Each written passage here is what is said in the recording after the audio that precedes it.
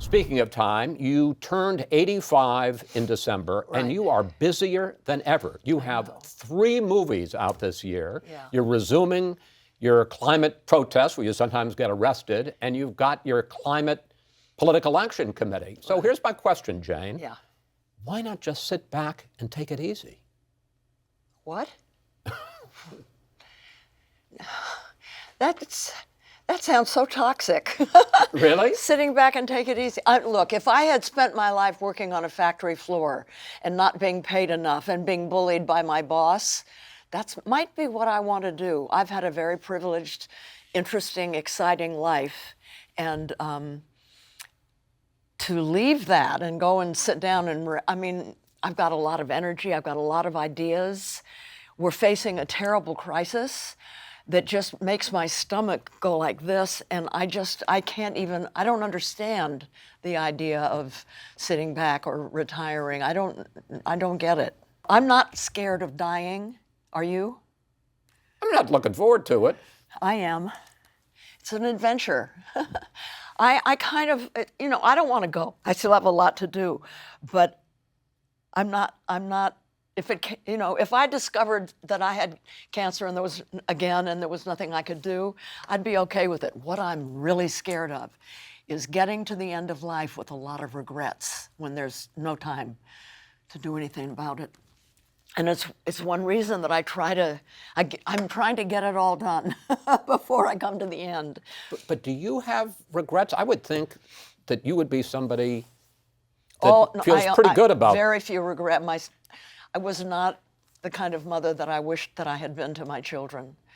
I have great, great children, talented, smart, and I just didn't know how to do it. And I have an organization in Georgia that deals with adolescents, and I've studied parenting. I know what it's supposed to be now. I didn't know then, so I'm trying to show up now. Jane, I got to say, this is quite a conversation we're having here. Whether you acknowledge it or not, my guess is you're going to push back when I say this. You are a national treasure. Oh. Over the years, you have won 6 Emmys, you've won a Tony, you've won a Grammy, you've won the Presidential Medal of Freedom.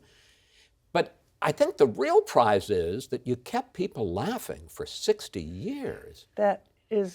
That makes me very happy. I get fan mail, and I answer all the fan mail that I get, and so many of the letters say that our show was appointment television for the family, that they would all gather around, on Saturday night at 10 o'clock when we aired, and that it was the one time that they were all together, and that sometimes I'll get a letter that said I felt really down, and then I watched Tim and Harvey do something, and I laughed, and I felt better. So it's a great thing to know that maybe we helped people when they were down. When you look, though, over the sweep of the career, which is more than 60 years, Yeah. I mean, what are your thoughts about that? Phew. Yeah. Well, I can remember so much of what I did and how I got to where I am and all. And I guess my whole feeling now is just really gratitude. You had such a great cast. I'm just going to name a few of the people: Tim Conway, Harvey Korman, Vicki Lawrence. And one of the delights of the show, and I remember watching this, is you would break each other up. You'd crack each other up. Here's a case in point. That dwarf and the elephant were lovers. You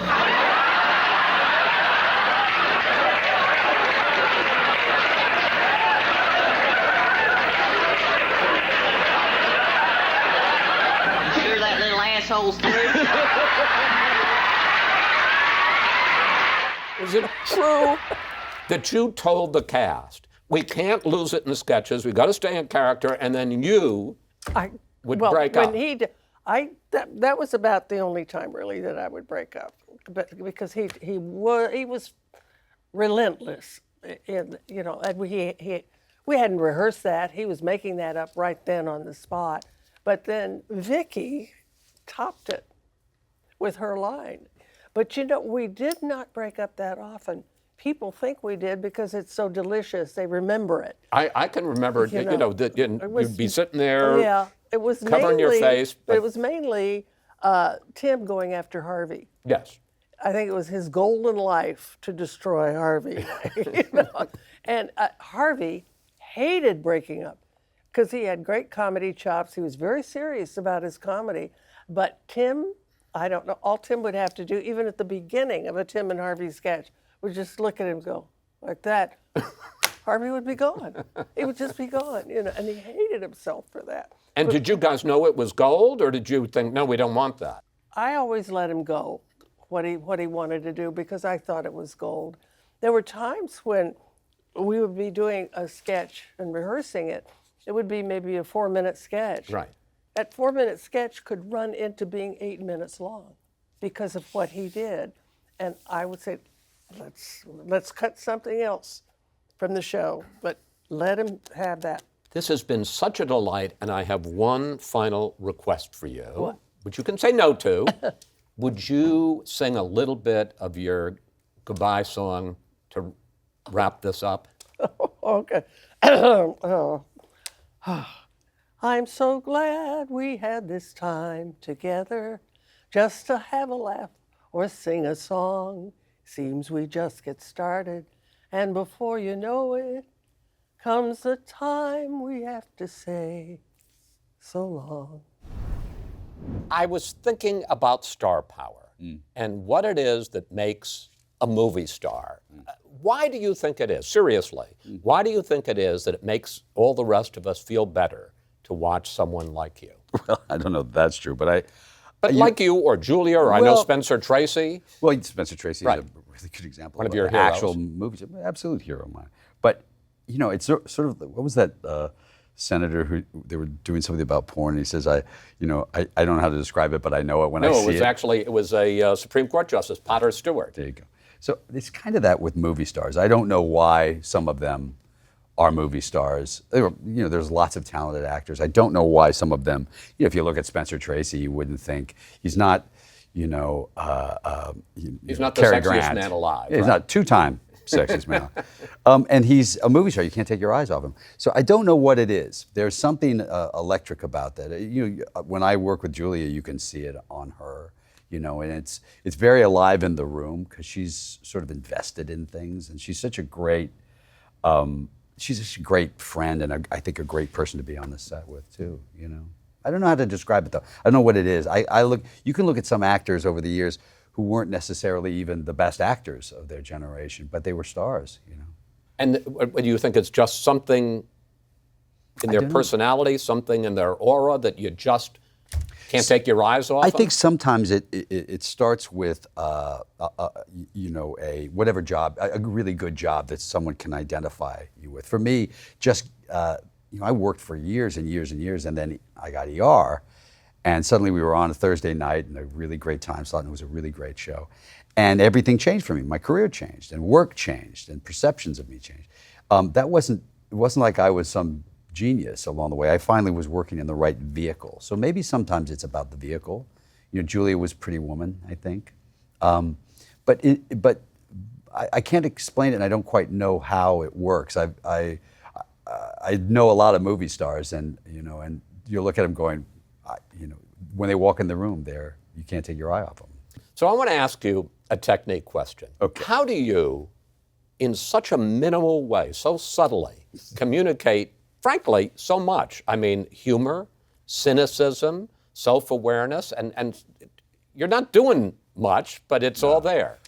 Well, I think sometimes actors get too much credit for things, and I can prove it to you, because, for instance, it's script and director. That's all it is. It really is. I was kind of hailed as the worst Batman in the history of time. Fair enough, I was. The next film I did was Out of Sight, which is probably the best reviewed film I've ever done, and I'm good in it because the film is good, and the script was good, and the director was great. And that's not to say bad things about the writer, the director. It just didn't gel, and I was bad in it. So really, you are you're just a vessel, and however it works out, it will rely on so many other elements than your astute performance in But things. in the course of all these years, you'll clearly learn something. Sure, you and learn you a lot. clearly learn how I communicate something. Yeah, well, you learn. I'll tell you, my Aunt Rosemary was a very famous singer. Rosemary Clooney. Great singer, starred in White Christmas.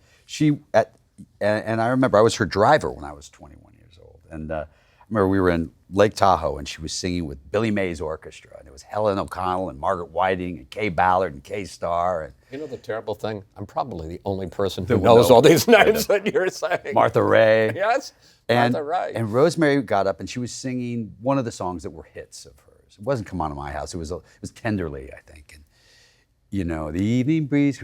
And I'm listening to her sing with this beautiful orchestra, and she's doing infinitely less than she did when she was younger. And I said to her, "Why is it you're a better singer now? You can't hold the note and you can't hit the note." And she said, "Because I don't have to prove I can sing anymore." And I feel as an actor, that's a great lesson, which was you don't have to prove you can do these things now. Now you serve the material, which I think is what really good singers have done over the years. You've made more than 70 films, which have grossed more than $9 billion.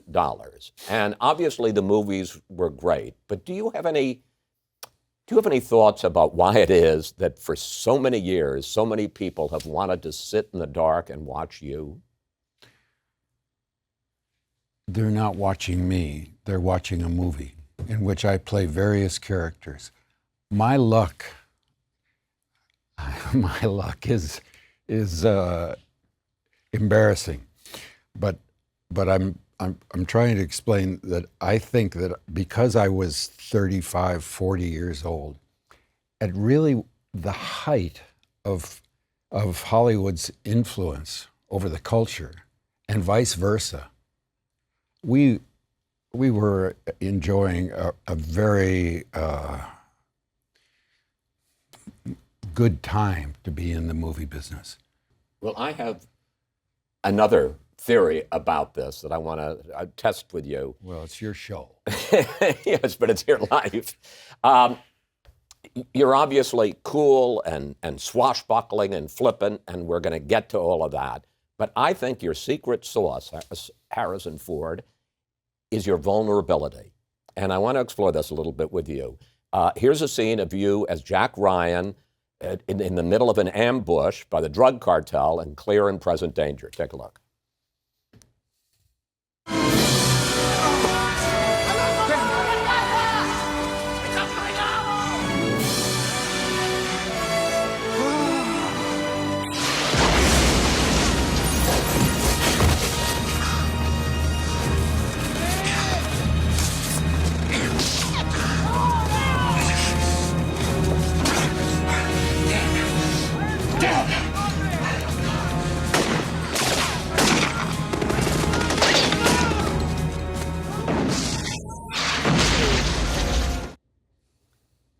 I think you look as scared and shaken as we think we would if, God forbid, we should ever be in that situation. Well, that was my ambition. I don't want to. I have often been accused, and I choose the word wisely. I hope.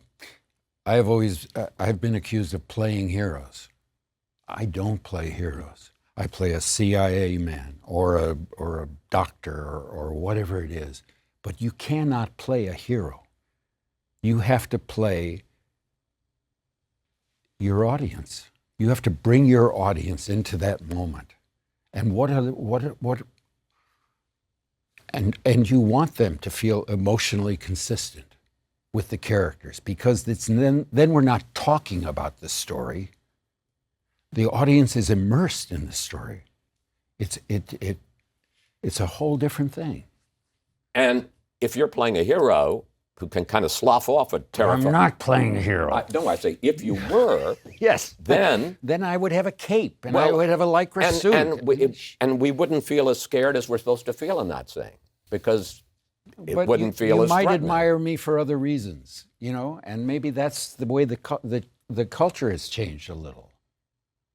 But I think there's still room for making films that look. I think that the language of film is emotion, and if you don't have that, it's just kinetics and more of the same old stuff. You know, they chose 2 different trios for the parts that Mark Hamill, Carrie Fisher, and I played. And yes, and so they Who were the other because ones? they thought of this as an ensemble. Right. Well, I don't know who the other characters were, but if I had not been chosen, the other Han Solo would have been Chris Walken. That would have given Which would have been fantastic. it would have given a dark turn. So, I don't somehow see you and Chris Walken as the same. But then I think that we weren't looking for the same, product from the recipe. Well, but here you were, you got the part, and here you are in the movie. Why didn't you outrun him? I thought you said this thing was fast. Watch your mouth, kid, or you're gonna find yourself floating home. We'll be safe enough once we make the jump to hyperspace. Besides, I know a few maneuvers. We'll lose them.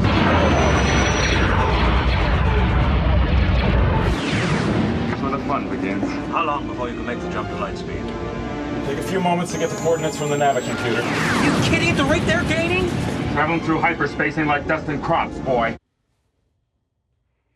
Fair to say that you were, forgive me, the smartass outside all the mythology of the Force. I have no problem with that description. That was my part. People say, did you think this was going to work? Because the British crew were walking around going, what? They thought it was ludicrous. And of course it is ludicrous, but in a good way. And I kept thinking, this is a fairy tale. This is going to work because this is a fairy tale. Alec Guinness is a wise old warrior. Mark Hamill, the callow youth. Carrie Fisher, the beautiful princess. And the smartass. You always have to have a smartass. Any thought about retiring? You look at me like I asked.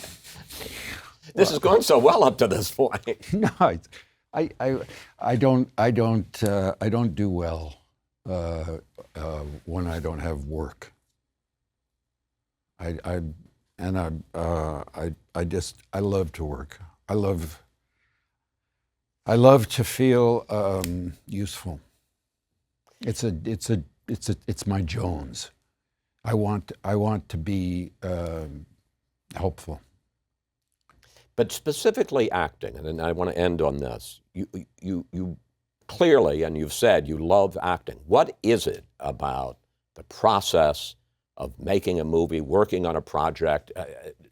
Is it that you get to play somebody else? Is it the camaraderie of the group? Is it what is it? Well, you've identified 2 of the biggest draws.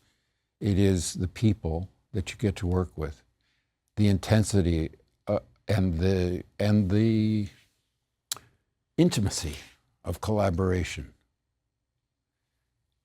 It's the combined ambition somehow forged from words on a page. It's the surprises of it. It's the unexpected moments, many of which I don't plan what I want to do in a scene. I know and I don't feel obliged to do anything, but I am, I guess, naturally affected by the things that I work on. That brings us to the next chapter. In 1980, you produce a movie called Private Benjamin, in which you star as a rich young woman who somehow finds herself in the Army. Take a look. I think they sent me to the wrong place. Uh-huh. See, I did join the Army, but I joined a different Army. I joined the one with the condos and the private rooms. What? No, really, my recruiter, Jim Ballard, told me that... I don't care what your lousy recruiter told you, Benjamin. Now, I'm telling you, there is no other Army. You know what? It's pretty good still. It's pretty so funny. good. So how big a deal was that in 1980, a woman producing vehicles for herself? It ended up being a big deal, but I didn't look at it like that. I never did. I mean, I was practically thinking. I thought, why do we need, I've made enough movies. We have producers there.